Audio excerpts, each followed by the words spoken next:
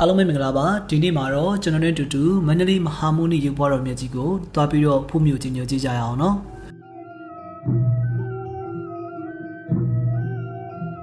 ပြီးခဲ့တဲ့တစ်ခေါက်မှာတော့မန္တလေးမဟာမုနိရုပ်ပွားတော်မြတ်ကြီးနဲ့ပတ်သက်ပြီးတော့တမိုင်းအကြောင်းကိုကျွန်တော်အနေနဲ့တင်ပြပေးခဲ့ပြီးပဲဖြစ်ပါတယ်ဒီနေ့ဒီ vlog မှာတော့မဟာမုနိရုပ်ပွားတော်မြတ်ကြီးရဲ့ငလျင်မတိုင်ခင်ကအခြေအနေနဲ့အတူတူမဟာမုနိရုပ်ပွားတော်မြတ်ကြီးရဲ့ပရဝဏ်အတွင်းမှာရှိတဲ့အထင်ကရနေရာတွေတမိုင်းဝင်နေရာတွေရုပ်တုတွေနဲ့ပတ်သက်ပြီးတော့သူတို့ရဲ့တမိုင်းအကြောင်းတွေကိုပြောပြပေးသွားမှာပဲဖြစ်ပါတယ်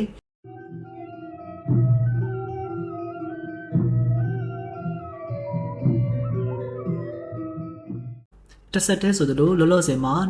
2025ငလျင်တန်းကြောင့်မဟာမုနိရုပ်ပွားတော်မြတ်ကြီးထဲမှာထိခိုက်ပျက်စီးမှုအချို့ရှိခဲ့ပါတယ်ဆိုတော့ဒီနေ့ဒီဗီဒီယိုမှာကတော့2025ဒီငလျင်တန်းကြောင့်ထိခိုက်ပျက်စီးသွားတဲ့မဟာမုနိရုပ်ပွားတော်မြတ်ကြီးအပါအဝင်မဟာမုနိရုပ်ပွားတော်မြတ်ကြီးရဲ့ပရဝဏ်တွင်းမှာရှိတဲ့ထိခိုက်ပျက်စီးသွားတဲ့နေရာတွေနဲ့ပတ်သက်ပြီးတော့ဒီနေ့ဒီဗီဒီယိုမှာမှတ်တမ်းဓာတ်ပုံတွေပါကျွန်တော်အနေနဲ့တွဲပြီးတော့ဖော်ပြပေးသွားမှာပဲဖြစ်ပါတယ်ဆိုတော့ကျွန်တော်ရဲ့အတူတူကြည့်လိုက်ရအောင်နော်လောလောဆယ်မဟာမုနိရုပ်ပွားတော်မြတ်ကြီးရဲ့အခြေအနေကတော့2025ခုနှစ်မတ်လ28ရက်နေ့မွန်လွဲစံတော်ချိန်12:50မိနစ်မှာဖြစ်ပေါ်ခဲ့တဲ့ပြင်းအား9.9ရှိတဲ့ဇကိုင်းငလျင်လှုပ်ခတ်မှုကြောင့်မဟာမုနိရုပ်ပွားတော်မြတ်ကြီးရဲ့မကိုက်တော်ကအနှဲငယ်ဆောင်းသွားခဲ့ပြီပဲဖြစ်ပါတယ်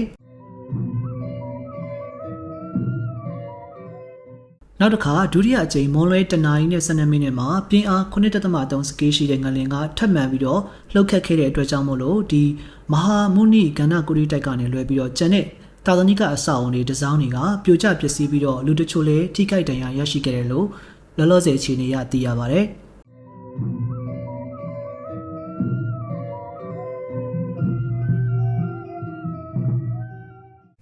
အခုမြင်တွေ့နေရတာကတော့မဟာမုနိရုပ်ပွားတော်မြတ်ကြီးကိန်းဝတ်စံပေရာဂန္ဓာကုရိတိုက်ကအတွင်းဘက်နဲ့အပြင်ဘက်ပုံစံတွေပဲဖြစ်ပါတယ်ပြီးရင်တော့မဟာမုနိရုပ်ပွားတော်မြတ်ကြီးရဲ့ပရဝဏ်တွင်းမှာပဲရှိတဲ့ထင်ရှားတဲ့ကျေးရုံများရဲ့တမိုင်းကိုဆက်လက်ပြီးတော့ပြောပြပေးသွားမှာပဲဖြစ်ပါတယ်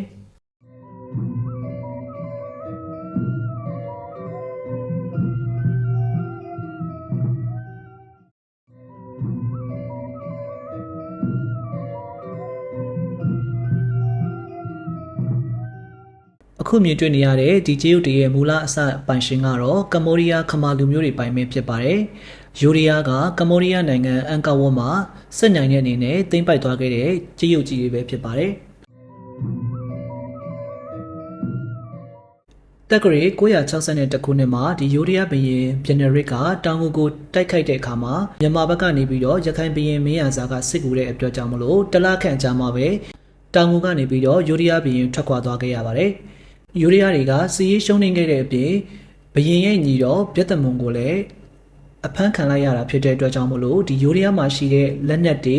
ဒီရုပ်တွေနဲ့လဲပြီးတော့ပြန်လည်ရယူခဲ့ကြတာပဲဖြစ်ပါတယ်။အဲဒီလိုရခိုင်ဘရင်ရဲ့အကူအညီကျေးဇူးရှိနေတာဖြစ်တဲ့အတွက်ကြောင့်မို့လို့တောင်ငူမင်းကရခိုင်ဘရင်ကိုအမျိုးမျိုးသောဗန္နာတွေပေးတဲ့နေရာမှာကြီးယူကြီးတွေကိုလည်းထည့်ပြီးတော့ပေးလိုက်တယ်လို့ဆိုပါတယ်။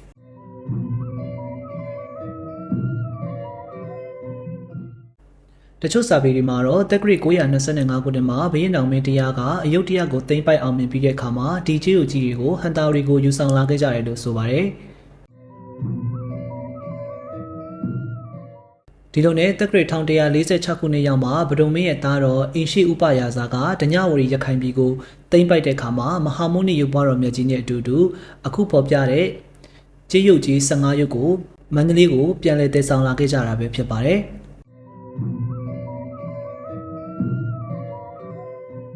အခုဒီမှာဖော်ပြထားတဲ့ဒေဝရုပ်လို့ခေါ်တဲ့ရုပ်တုတွေကိုထိုင်းလူမျိုးတွေကကြတော့သူကယာမရုပ်ဆိုပြီးတော့အမျက်တနူးကိုးကွယ်ကြပါတယ်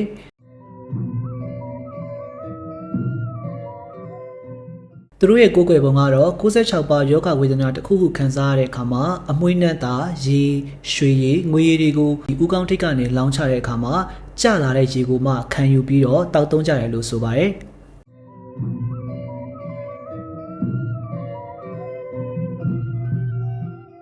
ကျွန်တော်တို့ရှေးမြန်မာလူမျိုးတွေရဲ့ယုံကြည်မှုကတော့မျက်စိနာတဲ့အခါမှာမျက်စိကိုပုတ်ပေးပြီးတော့ဆူတောင်းကြပါတယ်။ဗိုက်နာတဲ့အခါမှာဗိုက်ကိုပုတ်ပေးပြီးတော့ဆူတောင်းကြပါတယ်။ဒုနာခါနာဖြစ်တဲ့အခါမှာဒုရီခါတွေကိုပုတ်တက်ပြီးတော့ဆူတောင်းပြီးတော့အဋိဌံပြုကြတယ်လို့လည်းဆိုပါတယ်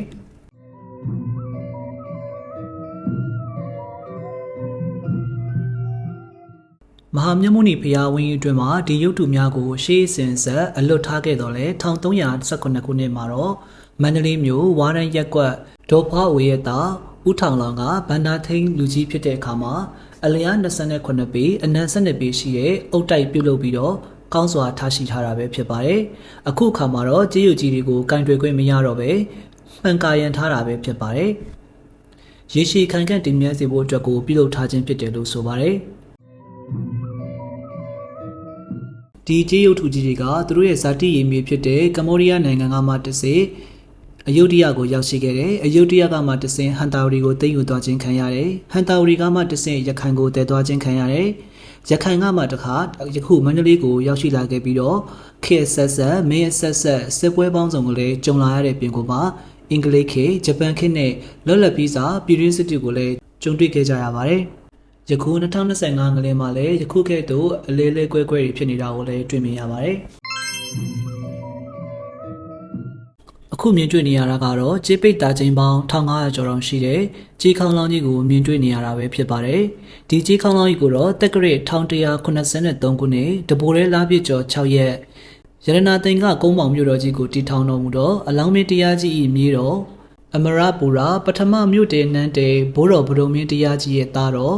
တိရိမဟာဓမ္မရာဇာဘိစယတိဟတူရာပွဲခံအိရှိမင်းသားနဲ့နှမတော်တိရိကလျာစန္နာဒေဝီတို့ကလှူဒန်းခဲ့တဲ့ခေါင်းလောင်းတော်ကြီးပဲဖြစ်ပါတယ်။ဒီခေါင်းလောင်းတော်ကြီးကလည်း2025ခုနှစ်မတ်လ28ရက်နေ့မှာဖြစ်ခဲ့တဲ့ 7.7 စကီးရှိတဲ့မြင်းကလင်းကြောင့်ယခုကဲ့သို့ပျက်စီးသွားတာကိုလည်းမြင်တွေ့ရမှာပဲဖြစ်ပါတယ်။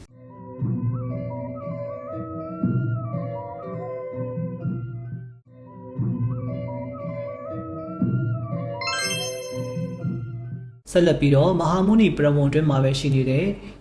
ငိမ့်ချမ်းတာယာကျေးစီတော်ကြီးနဲ့ချမ်းအေးပြည်သားကြေးမောင်ကြီးအကြောင်းကိုဆက်လက်ပြီးတော့ပြောပြပေးသွားမှာပဲဖြစ်ပါတယ်။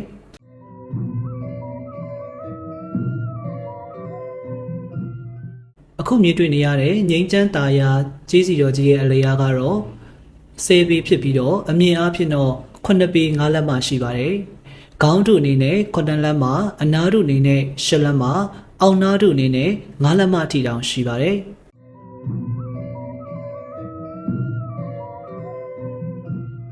အခုမြင်တွေ့နေရတဲ့ငိမ့်ချမ်းတာယာကျေးစီတော်ကြီးကိုထမ်းနေတဲ့နှရုပ်ထုကြီးနှစ်ခုရဲ့နာမည်ကတော့အောင်ကျော်ဒေဝါနဲ့အောင်ကျော်စီယာပဲဖြစ်ပါတယ်။ဒီနှရုပ်ကြီးနှစ်ခုကိုတော့တက္ကရာ1333ခုနှစ်ကစုံလပြည့်နေ့မှာတွန်းလုပ်ပြီးစီးတာပဲဖြစ်ပါတယ်။အခုမြင်တွေ့နေရတဲ့ကျေးစီတော်ကြီးရဲ့အလေးချိန်ကတော့မူလာဖျောင်းပုံအချိန်အဖြစ်တော့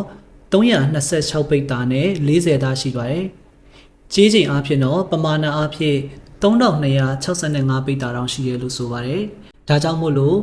ငိမ့်ချမ်းတာယာဟုအမည်မဲ့ခေါ်ပေးထားတာပဲဖြစ်ပါတယ်။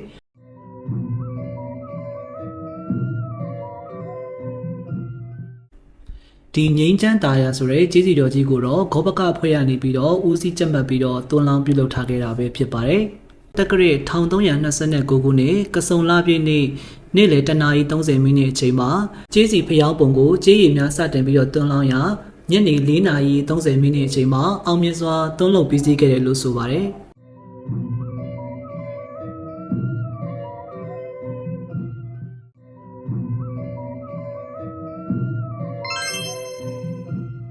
အခုမြင်တွေ့နေရတဲ့ကြေးမောင်ကြီးရဲ့နာမည်ကိုတော့ချမ်းအေးပြည်သားကြေးမောင်ကြီးလို့အမည်ပေးထားတာပဲဖြစ်ပါတယ်။ချမ်းအေးပြည်သားဆိုတဲ့ကြေးမောင်ကြီးကိုအမည်နံသင့်ကောက်ယူမယ်ဆိုလို့ရှိရင်တော့ကြေးချိန်မောင်းကိုရရှိမှာပဲဖြစ်ပါတယ်။ကြေးချိန်စုစုပေါင်း2156ပေတာပဲဖြစ်ပါတယ်။ကြေးသွန်းစရာဥပယင်ဘာထူးလန်မန္တလေးကတွန်းလုပ်ပြီးတော့အလှဒါယကဦးငိမ့်နဲ့ဇနီးဒေါ်ရှိရှိတို့ကနေပြီးတော့လှူဒန်းထားတာပဲဖြစ်ပါတယ်။ကြေးမောင်ကြီးကိုတော့မဟာမုနိရုပ်ပွားတော်မြတ်ကြီးရဲ့နောက်ဘက်မှာယခုကဲ့သို့ထားရှိရတာဖြစ်တဲ့အတွက်ကြောင့်မို့လို့အများသူကဝင်ရောက်ကြည့်ရှုလေ့လာလို့ရပါတယ်။ဆက်လက်ပြီးတော့ကျွန်တော်တို့တမိုင်းဝင်ပကြီးပြကန်းကိုတွားပြီးတော့လေ့လာမယ်။ဒီတမိုင်းဝင်ပကြီးပြကန်းတွေကပကြီးတွေအားလုံးကိုတော့ကျွန်တော်အနေနဲ့မဟာမြို့မဏိရုပ်ပွားတော်မြတ်ကြီးတမိုင်းထဲမှာဖော်ပြပေးခဲ့ပြီးပဲဖြစ်ပါတယ်။ပြီးရင်တော့ကျွန်တော်တို့မဟာမြို့မဏိရုပ်ပွားတော်မြတ်ကြီးပြပုံထဲမှာရှိတဲ့ရေသက်ပယ်လို့ရတဲ့ဗုဒ္ဓရုပ်ပွားတော်မြတ်တွေရှိအောင်တွားကြည့်မယ်။ပြီးရင်တော့မဟာမြတ်မုနိရုပ်ပွားတော်မြတ်ကြီးရဲ့ကန္နာကိုရီတိုက်ကိုအပြင်ဘက်ကနေရိုက်ထားတဲ့ဗီဒီယိုကိုထပ်ပြီးတော့ပြသပေးမှာပဲဖြစ်ပါတယ်။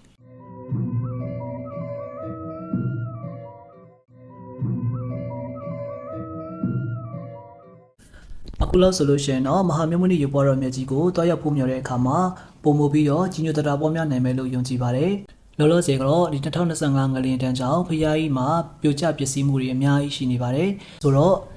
တရားတရားနဲ့များမဆိုလူတန်းပူဇော်လို့လည်းရပါတယ်မန္တလေးဆိုတာကျွန်တော်ကိုယ်တိုင်တန်ဖိုးလဲထားတယ်ကျွန်တော်ကိုယ်တိုင်လည်းနှစ်သက်တဲ့မြို့တစ်မြို့ဖြစ်ပါတယ်